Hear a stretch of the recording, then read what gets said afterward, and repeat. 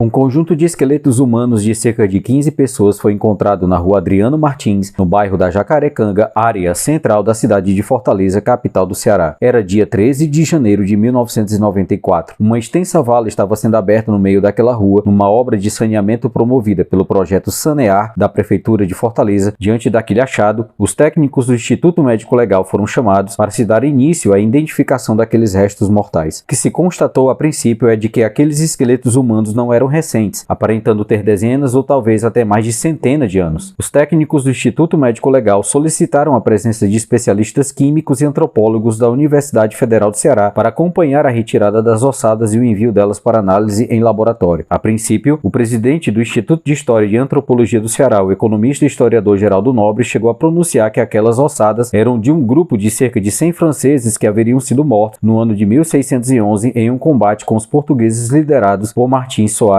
Moreno. Enquanto ainda não se tinha alguma informação por parte dos especialistas do IML e da Universidade Federal do Ceará, algo mais surpreendente aconteceu. Na continuação das escavações para o projeto de saneamento da capital, não apenas algumas, mas centenas de esqueletos foram encontrados na mesma região. Dadas a quantidade de esqueletos encontrados, uma suspeita foi levantada que viria então a ser confirmada pela datação daquelas ossadas. Tratava-se dos restos mortais de parte dos milhares de retirantes que foram dizimados pela fome e pela epidemia de varíola que graçou durante a maior seca já registrada até hoje no Brasil, a seca de 1877 a 1879. Entendendo tratarem-se de vítimas da Grande Seca, a tese que se levantou sobre aquele enorme número de esqueletos humanos encontrados no bairro da Jacarecanga é que foram sepultados em vala comum, muito possivelmente no dia 10 de dezembro de 1878. No início de dezembro do ano de 1878, uma colossal epidemia de varíola se abatia sobre a capital do Ceará, Fortaleza. A cidade, que antes da seca registrava algo em torno de 25 mil habitantes,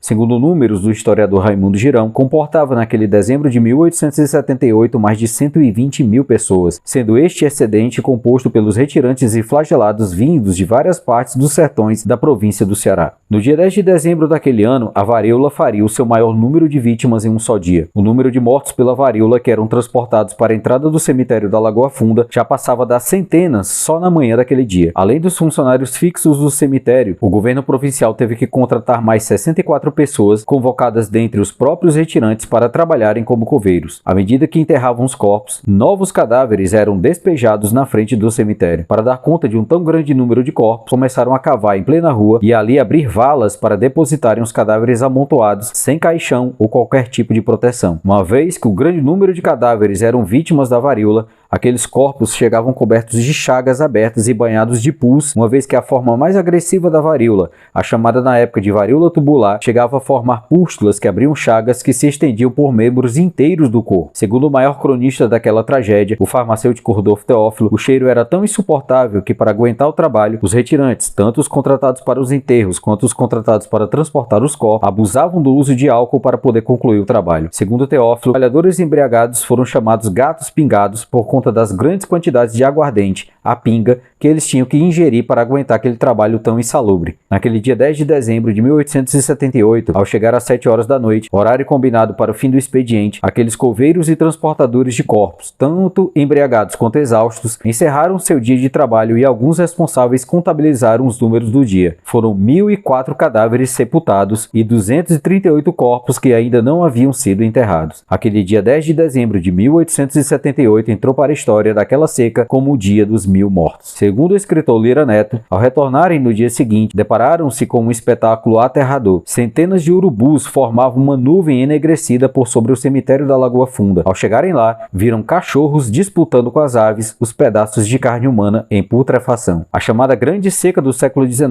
que durou de 1877 a 1879, é considerada a maior calamidade humanitária da história do Brasil. Ela provocou 500 mil mortes em 8 províncias por sede, por fome e também por doenças. Nenhuma outra calamidade no Brasil matou uma parcela tão grande da população. Se compararmos com os números da pandemia de Covid-19, que dos 213 milhões de brasileiros tirou a vida de cerca de 700 mil pessoas, o que representa 0,35% da população, a Grande Seca do século XIX ceifou a vida de cerca de 500 mil pessoas em 8 províncias, numa população que era estimada em cerca de 10 milhões de pessoas. Portanto, a seca tirou a vida de 5% de toda a população. A Grande Seca do século XIX matou 15 vezes mais que a Covid-19.